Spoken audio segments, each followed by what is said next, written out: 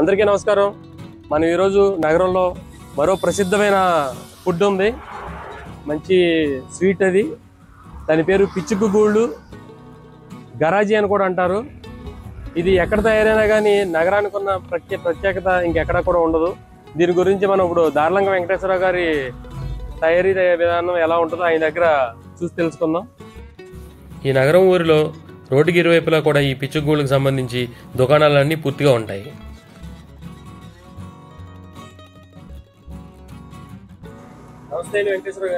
చెప్పండి. ఎంతో ప్రసిద్ధి కంచిన మన నగరం సంబంధించి పిచ్చుగుగూళ్ళు, అదే గరాజీ అని పిలువడే ఈ పిచ్చుగూళ్ళ గురించి మా ఛానల్ వీక్షకులందరికీ కూడా ఎలా తయారు చేస్తారు, ఆ విధానం ఏంటి చూపిద్దామని ఈరోజు మీ దగ్గరికి వచ్చామండి. పిచ్చుగూళ్ళు తయారు చేసే విధానం మీ మాటల్లో చెప్పి ఈ చేతల్లో చూపిస్తే అందరూ కూడా చూస్తారు. చెప్తాను సార్. దీనికి ఒక రైస్ తీసుకోవాలండి.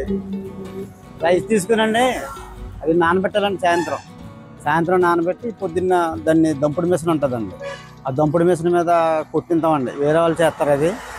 దాన్ని మళ్ళీ పిండి బాగా స్మూత్గా గుడ్డ పెట్టి కలుపుతారండి. అది ఆ పిండి మనం తెచ్చుకునండి బెల్లం పాకం పట్టాలండి. బెల్లం పాకం పెట్టి ఆ పిండిలో వేసి మిక్సింగ్ చేసండి, బాగా క్రష్ చేయాలండి. అది అయిన తర్వాత ఇలా గరాజీలు పిచ్చుగూళ్ళు తయారవుతాయండి. దీన్ని ఒక 10 పీసులు ఒక బాక్స్లో పెట్టి అమ్ముకుంటామండి. పంచదార గరాజీలు కేజీ ఎంతండి? పీసులు లెక్కండి సార్, కేజీలు లెక్క ఉండవండి. పీసులు లెక్కండి, పీసు 7.5 పడుతుందండి. బెల్లం అయితే 10 రూపాయలు పడుతుందండి. బాక్స్కి వచ్చి 10 పీసులు పడతాయండి. ఇక ఇలా కాకినాడ అండి, ఇలా వైజాగ్ వెళ్తాయండి, ఇలాగా రావులపాలెం, రాజమండ్రి వెళ్తాయండి. కానీ మా దగ్గరకు వచ్చి తీసుకుంటారండి వేరే వాళ్ళు వచ్చి తీసుకుని వాళ్ళు ఎక్స్పోర్ట్ చేసుకుంటారండి.